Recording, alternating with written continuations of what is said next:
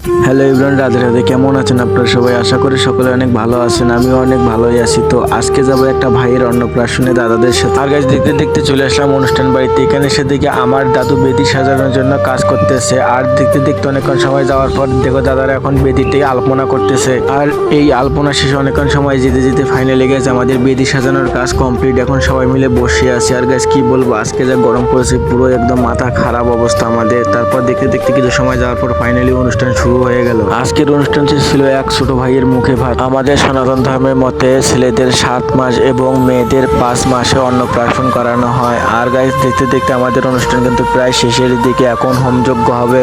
একদিকে দাদারা যজ্ঞ করতেছে এবং অন্যদিকে অন্য দাদারা হরিনাম গাচ্ছে। আর দেখতে দেখতে অনুষ্ঠান প্রায় শেষ, তাই একটু বাইরে যাচ্ছি। ভিতরে অনেক গরম। এখানে আমি আমার এক দাদা সহ বাইরে আসছি। আর সামনে ছিল আমাদের ব্রহ্মচারী দাদা।